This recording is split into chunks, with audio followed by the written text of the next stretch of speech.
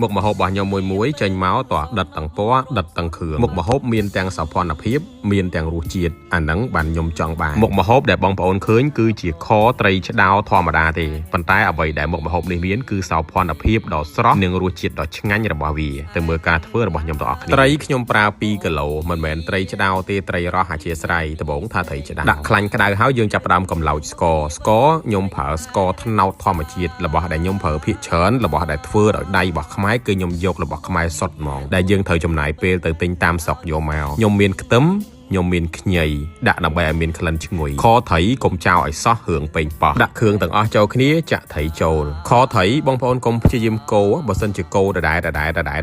ធ្វើឲ្យសាច់ត្រីបែកហើយអានេះយើងកូរបានដោយសារតែសាច់ត្រីវាអត់តន់ផុយហើយយើងដាក់គ្រឿងតាមចំណងចំណូលចិត្តដាក់គ្រឿងដាក់អីហើយកូរវារៀងសប់សាច់ហើយបងប្អូនបើយើងអាចចាក់ទឹកក្តៅចូលម្រេចប្រើឲ្យច្រើនបន្តិចក៏ឆ្ងាញ់ដែរដាក់ម្រេចដំបងហើយអត់តន់បញ្ចប់ទេចុងក្រោយខ្ញុំដាក់បន្ថែមទៀតកូរសប់ហើយយើងចាក់ទឹកក្តៅហ្នឹងគឺយើងត្រូវរំងាស់វាបងប្អូនប្រើទឹកត្រជាក់ហើយទឹកក្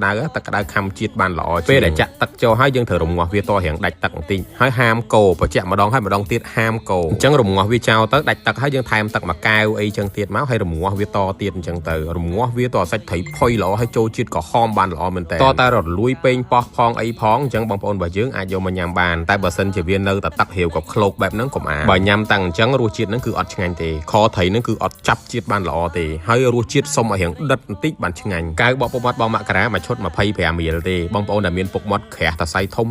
បងប្អូនបើយើងអាចប្រើកៅបកពុកមាត់បងមករាបកប៊ីកានីក៏បានបកហុំក្លៀកក៏បានបកហុំធុងក៏បានបកបានមកតួខ្លួនតសៃក្រាស់ខ្មៅធំប៉ុណ្ណាក៏នៅតែបកបានដែរកៅនេះគុណភាពល្អខ្លាំងដោយសារតែបងមករាមានរោងចក្រសហការនៅខាងក្រៅប្រទេសគុណភាពគឺជារបស់យើងតែម្ដងផ្ញើ25ខេត្តក្រុងបើបងប្អូនបើយើងចង់មកបកផ្ទាល់បងប្អូនអាចមកដល់ទីតាំងរបស់យើងសាខាធំនៅអូដឹមបងប្អូនចូល Google Map ហើយ search អក្សរខ្មែរថាហាងបកពុកមាត់បងមករាបកម្នាក់តែ$3តែប៉ុណ្ណោះសម្រាប់បងប្អូនដែលមានពុកមាត់ក្រាស់ខ្មៅខ្លាំងបើបងប្អូនមានពុកមាត់ស្រាលទេអាចតម្លៃធូរជាងនឹងវិញបងប្អូនអាចរកទិញបានគ្រប់ពេករបស់បងមករាឥឡូវងាកមកត្រីខរបស់យើងវិញបើនិយាយពីរសជាតិរៀងដិតមែនតែនដិតប្រៃផ្អែមហើយយើងដិតទាំងរសជាតិជូរចេញពីប៉េងប៉ោះមកទៀតហើយមានក្លិនឈ្ងុយចេញពីខ្ញីហើយរសជាតិហឹរចេញពីម្ទេសដែលខ្ញុំដាក់ចូលក្នុងហ្នឹងហើយនឹងម្រេចធម្មជាតិដែលយើងទិញពីខាងមេមត់មករសជាតិត្រីខបើសិនជាស្រាលពេកខ្ញុំអត់ចូលចិត្តហ្មងទេតែបើសិនរសជាតិដិតល្អអានឹងខ្ញុំចូលចិត្តហើយខត្រីក៏ដូចគ្នាដែរបើសិនជាស្ទើខ្ទឹមស្ទើខ្ញីស្ទើម្រេចអានឹងត្រីនឹងអាចរៀងក្លិនឆ្អាប